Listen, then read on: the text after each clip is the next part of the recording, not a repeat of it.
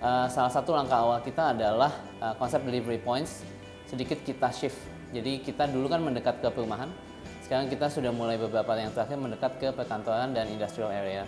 Jadi contohnya mungkin di SCBD, Kuningan, Bendungan Hilir, dan mungkin beberapa seperti di Jababeka, kita coba mendekat ke di mana customer-customer kita sekarang menjadi harus ke kantor.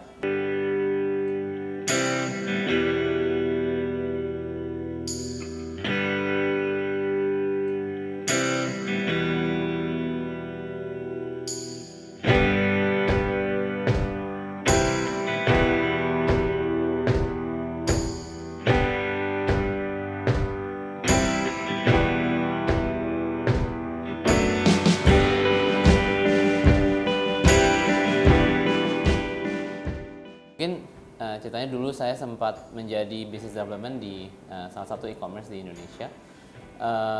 Dari situ saya diajak oleh founders untuk bergabung dengan Dapur Coklat di tahun 2019. Pada saat itu founders mengajak saya untuk melakukan inovasi di bidang digital. Jadi pada saat itu tugasnya adalah untuk handling social media marketing sebenarnya lebih banyak. Tapi setelah join, company is not in a good condition saat itu. Jadi saya juga melihat bahwa potensi yang saya butuhkan adalah lebih banyak untuk mengembangkan dari sisi revenue pada saat itu. Jadi fokus saya saat itu lebih banyak, makanya saya decide untuk menjadi head of business development instead of head of marketing. Pada saat itu saya fokus lebih banyak untuk e-commerce dan online ride hailing. Jadi pada saat itu Gojek dan Grab. Ya pada saat itu mungkin belum terlalu besar dan tidak sebesar sekarang. Promonya juga satu jauh lebih besar dibandingkan sekarang. Pada saat itu saya mencari kontak dengan teman-teman di e-commerce dulu, ada beberapa yang join di Gojek dan Grab. Dari situ saya mulai nge-build relationship dan do a lot of promotions dengan online ride hailing lah. Kemudian di tahun 2020 pandemi menyerang kita lah ya. Jadi semua orang harus bekerja dari rumah, beraktivitas dari rumah. Dari situ kebutuhan online menjadi sangat vital. Luckily for us, kita udah prepare ahead di 2019.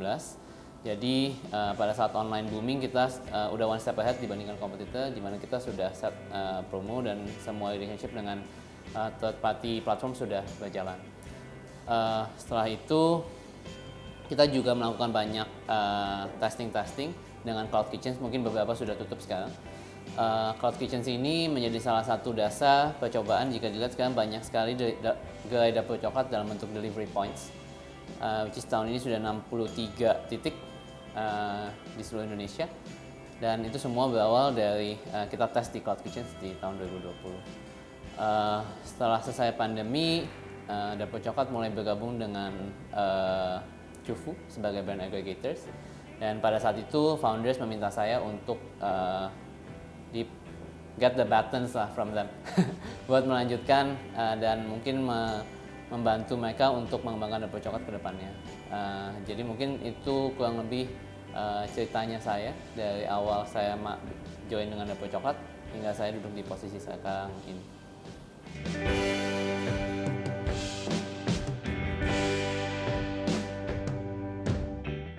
Actualnya mungkin kalau secara actual si teknik industri lebih banyak kerjanya di produksi ya, mungkin efficiency sistem. Tapi sebenarnya dulu penjurusan yang saya ambil juga lebih banyak di system engineering, modeling and simulations. Jadi lebih banyak yang dilihat mengenai sistem secara besar.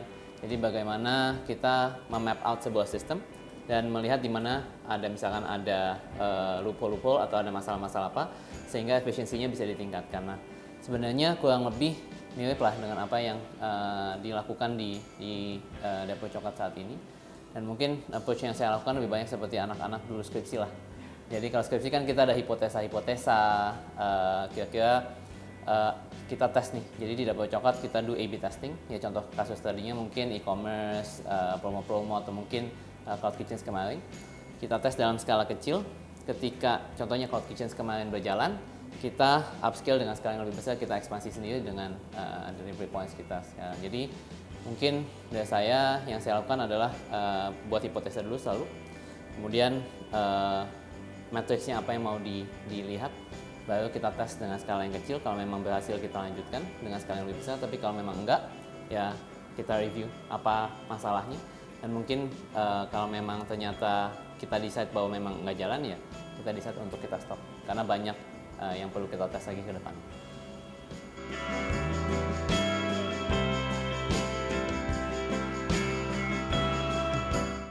Mungkin kalau di posisi saya sekarang kan saya juga baru diberikan tempatnya pada Maret kemarin.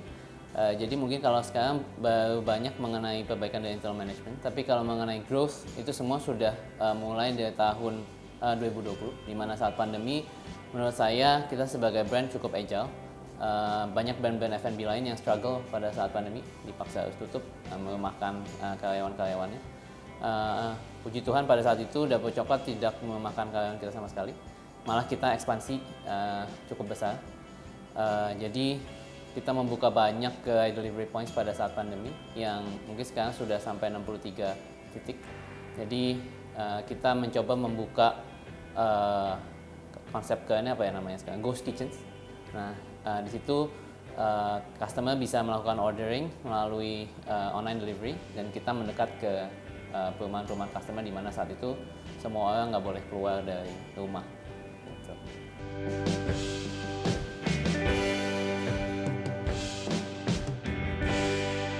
Mungkin kalau untuk aplikasi memang kita masih terus belajar ya mengenai kebutuhan customer, karena memang tujuan awalnya dari kita memberikan aplikasi ini untuk mengenal lebih banyak dari sisi customer kita dan memberikan offering terbaik terhadap customer kita yang memang loyal terhadap kita.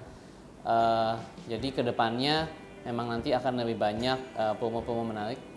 Silahkan ditunggu bagi customer yang memang akan ada eksklusif di aplikasinya Dapur Coklat saja.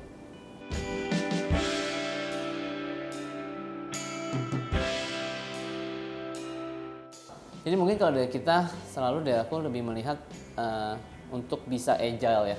Karena yang saya selalu tangkap dari founders adalah prioritas kita adalah customer. Jadi kita harus selalu mengenal customer kita kebutuhannya apa. Nah, post pandemic ini kan kebutuhan customer berpindah ya. Dari yang tadinya di rumah nggak boleh kemana-mana, ordernya lewat online semua gitu kan.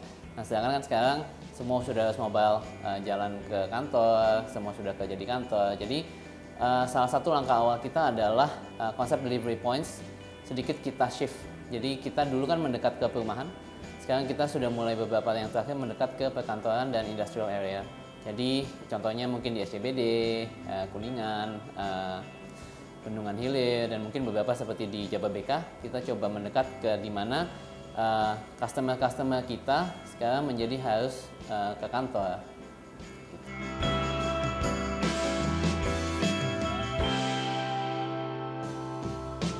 Memimpin kan sebenarnya saya juga baru mulai memimpin di Maret tahun ini. Jadi tapi untuk tantangan sendiri menurut saya again kebutuhannya kan terus bergerak ya. Jadi terutama pandemi kemarin, saya ngangkatnya pandemi terus nih. Jadi pandemi kemarin kan memang customer habitnya berubah dari yang tadi kantor masih di rumah terus masih ke kantor lagi. Jadi kalau dari saya adalah bagaimana kita sebagai tim dan sebagai brand yang sudah cukup lama di Dapur Coklat di Indonesia juga sama 22 tahun, jangan sampai kita miss the moments di mana sebenarnya kebutuhan customer kita sudah mulai berpindah, tapi kita tidak mulai mendekatkan diri kepada kebutuhan customer tersebut. Jadi mungkin dari sisi eksternal itu, dan juga mungkin banyak perubahan-perubahan, kan kita banyak bergantung pada third party online ride hailing sekarang ya untuk deliveries. Jadi kita juga perlu berstrategi dan bersinergi dengan mereka. Long term goals-nya mau ke arah mana? Gitu.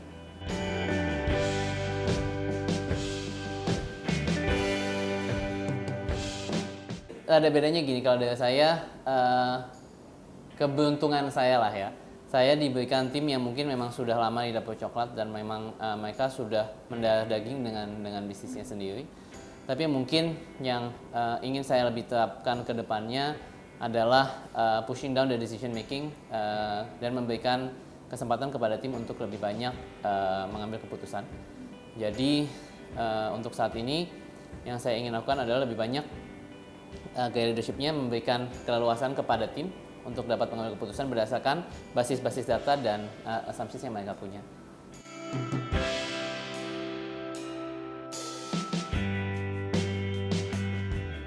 Ketika awal submit juga kayak dapat nggak ya gitu. Very shocked, very happy when I actually hear I got Forbes 30 Under 30 Asia lagi kan. Tapi dari saya di sisi lain bahwa memang satu itu adalah salah satu step, salah satu pencapaian besar yang saya more than happy to have. Tapi di belakang itu menurut saya ada beban besar di mana saya harus mengepalai sebuah perusahaan yang memang sudah berjalan selama 22 tahun ya. Jadi saya berharap mungkin kedepannya saya bukan hanya bisa membuat Dapur Coklat berkembang, tapi bisa membuat Dapur Coklat bukan hanya menjadi brand Indonesia, tapi multinational brand nanti ke depannya. Amin.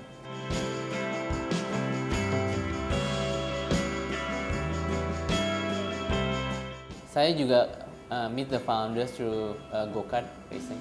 Jadi salah satu alasannya kenapa saya mungkin juga belum menambah berat beban yang terlalu banyak sekarang meskipun sudah lama di Dapur Coklat, karena saya juga memang mungkin during the weekend masih ke Sentul latihan go-kart sama and do coaching with younger kids lah, sekarang melatih anak-anak yang lebih muda generasi gimana buat mereka bisa perform ke depannya. Dan ya mungkin tetap harus jaga olahraga pagi sebelum ke kantor, do some workouts, lari, lifting weights. Kalau enggak sih F&B industry sih setiap hari makan kue.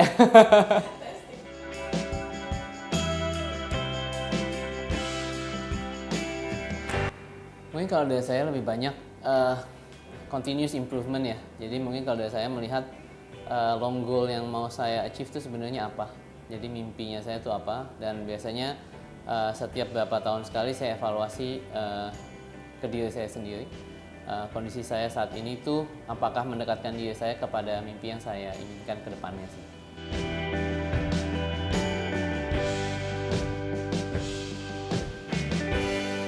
Untuk diri sendiri, untuk dapat menjadi leader yang lebih baik bagi semua tim di Dapur Coklat, dan mungkin lebih bisa memberikan kesempatan mereka untuk berkembang lebih jauh. Jadi bukan hanya di posisinya mereka masing-masing, tapi juga agar mereka bisa berkembang sebagai pribadi yang jadi lebih baik ke depan. Kalau mimpinya untuk Dapur Coklat sudah pasti kita dapat pertama menjadi national brand dulu, jadi tersedia di seluruh Indonesia harapan. Tapi kalau panjangnya sih menurut aku tidak hanya berhenti di Indonesia, tapi bisa menjadi multinational brand ke depannya.